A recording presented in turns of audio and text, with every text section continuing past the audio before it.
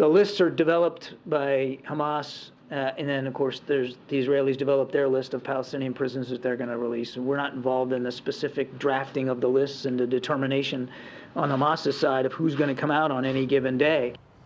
So no Americans today among the 11 hostages that are currently in the process of being freed at this hour, and everyone rejoices for their release as we wait for these Americans to come home as well. The White House estimates that 8 to 9 U.S. citizens are still being held by Hamas. So with that, we bring in NSC Coordinator for Strategic Communications, John Kirby. John, welcome. Good to have you with us today. Thanks, Mom. Good to be with you. So given the fact that we have 8 to 9 Americans, why are we not involved in the list making? We are actively involved in this deal and in keeping it going. We were glad to see that it got extended for an extra couple of days. That's 20 more hostages that'll get released over the next 48 hours. That's a good thing. But the parameters, the modalities of who's on the list every day, as I said at the briefing today, is something that's drawn up by Hamas and by our Israeli counterparts. We will keep working very, very hard to make sure that the Americans that we know are being held hostage get home to their families where they belong. This is something that's right on the top of the president's list, and he's working this literally by the hour. Well, we know that the President Biden spoke with the Prime Minister of Qatar.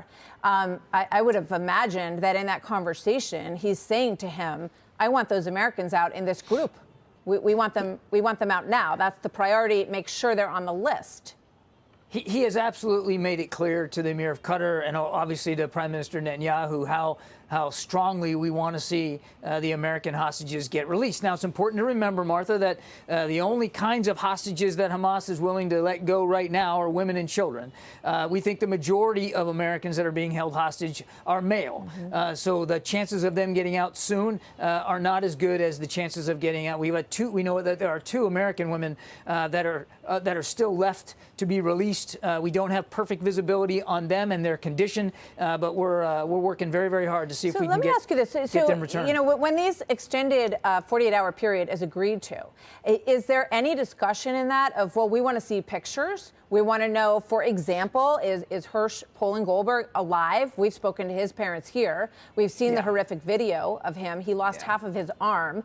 So what are you saying to those families about how much of a priority they are, because they are American citizens? Yeah, no, we've been in touch with the families, of course, and making it clear that we're trying to do the best we can to get information about their loved ones short of actual release. It's just difficult to do when obviously we don't have direct communications with Hamas. But yes, so look, we obviously want as much information as granular as we can get on all of them. We understand the extreme curiosity by their families, and we share that. We want to make sure that we can get eyes on them and know that they're okay.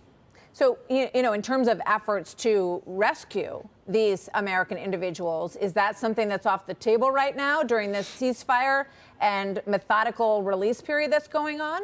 I would just tell you that right now this process is working. Now we've gotten almost 60 hostages with today's release out. That's pretty impressive over the course of 4 days. We want to keep that going. We're very excited, and the president was personally involved in getting this extension. So 20 more hostages over the next 2 days. This process is working, so we're going to keep putting our energies and efforts into that. But John, was there any promise, you know, when the president spoke to the Prime Minister in Qatar, was there any promise that in this next 48-hour period we're going to see these 8 to 9 Americans? I'm not going to get into diplomatic conversations, Martha. I would just tell you that we've made it plain and clear that we want to see our American hostages home with their families. We're glad that this thing got extended for a couple of days, and we'll just keep watching it as closely as we can. Let me ask you about this, John. Washington Post headline, White House grapples with internal divisions on Israel-Gaza.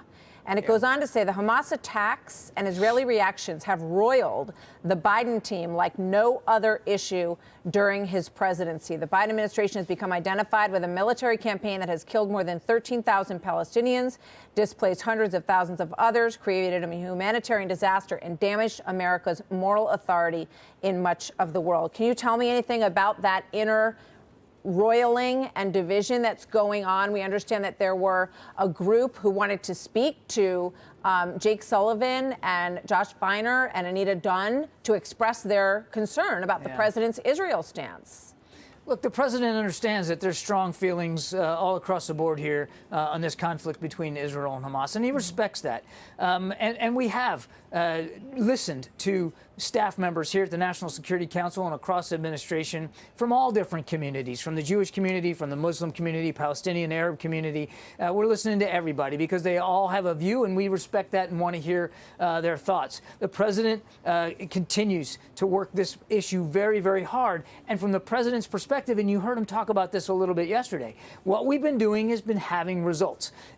Israel needs to be able to defend itself against a truly genocidal threat that Hamas poses. And so we're going to continue to give them the tools and the capabilities to go after that threat, as well as lessons learned from our own experience in urban warfare against terrorists. We're also working, but wait, Martha, we're also working very, very hard, as we've been talking about for the last few minutes, to get hostages out, to get Americans out. Some 850 Americans have been able to leave thanks to our leadership across the Rafah crossing, and then getting that humanitarian assistance in. So we are producing results, and we are urging the Israelis very, very stridently to be as careful and discriminate as they can in their targeting to minimize civilian casualties. Is the White House okay with a plan after the next couple of days for Israel to go back to its bombing campaign to eradicate Hamas? Is the White House on board with that? Prime Minister Netanyahu's made clear that they will resume at the appropriate time military operations against Hamas. We believe with them that Hamas still poses a genocidal existential threat to Israel, and they have every right and responsibility to keep going after that Hamas leadership. So they'll keep getting our support on that. Now, what we've also said, Martha, is they've talked about maybe going into the South Gaza now next. And what we've said is we don't support them doing that unless or until they have come up with a very good plan for how they're going to minimize civilian casualties. They just asked a million or so people to move south into South Gaza. So now they're in South Gaza. If there's going to be a military operation, we want to make sure that they've accounted for all that civilian life. So let me put it this way. If they do that and they go against White House wishes, is it on the table to say, well, we're going to cut off the funding for Israel if you don't abide by the restrictions that we think are, are the right course of the path to follow here? I'm not going to get into hypotheticals like that. We've been very clear with the Israelis. They're going to continue to have our support as they go after this very real threat. Yeah. And we're going to continue to give them the benefit of our own perspective and experience in urban warfare and trying to minimize civilian casualties. That's going to continue as well. So no red lines for the White House on what Israel does or doesn't do militarily? I think I'll leave it the way I just did. We're going to continue to support them in their efforts, and we're going to continue to urge them to be just as discriminate and cautious and careful as possible. Okay, I want to ask you about this before I let you go. 74 attacks now, another one just today. You saw the attack that fell just a couple miles short of the USS Mason. It's quite clear that Iran sympathetic proxies, whatever you want to call it, are escalating these attacks against American and Israeli interests in the region. So what is our response to that? And, what we've done so far has not worked because it's getting more intense by the day, John. A couple of thoughts on this, Martha, if you'll indulge me. First of all, we're not sure whether it was more than one missile fired by the Houthis. Regardless, they fell some 10 miles away from the Mason, so it wasn't exactly close to the Mason. In fact, it's not exactly clear to us, Martha, that the Mason was even the target of those missile launches. It could have been the civilian merchant vessel that the Mason was helping at some distance away from her at that point. That was the target. Nevertheless, and I know the bigger point of your question is that, these continued attacks on our facilities in Iraq and Syria. We're not going to telegraph our punches. We've sent a strong message through retaliatory strikes of our own that we're going to do what we have to do to protect our troops in Iraq and Syria and in the region. We've added to the force posture. The Mason is part of the Eisenhower strike group that the president ordered into the region. And we've added air and defense capabilities as well as aviation squadrons. We have the tools and capabilities to protect our interests, and we'll do that. And the message to any other actor, be it a nation state like Iran or a terrorist group or a group like the Houthis, that we'll do what we have to do to protect ourselves. What about a significant attack on Iranian interests to send a very clear message, as has been done by the Trump administration and the Reagan administration, and it worked? Yeah, I'm certainly not going to telegraph punches, Martha. I'm not going to get ahead of decisions that haven't been made yet. We've got the force structure in the region. We've added to that force structure. We have the ability to protect ourselves and our national interests and those of our partners, and we'll do that. 74 attacks is quite a bit. And whether or not it was intended for the USS Mason, it's not a pretty picture that we're looking at on this board right now of attacks at U.S. military forces. Do you think the White House has any regrets about the 5-for-5 hostage and prisoner release and the $6 billion that went to Iran in September, just a few weeks before all of this started? No, we got 5 Americans back home with their families where they belong. Those kinds of decisions are always tough for any commander-in-chief to make. The president's always going to put a priority on getting Americans home. You don't think it gave Iran sort of a green light that that these kind of things were not going to be pushed back on significantly?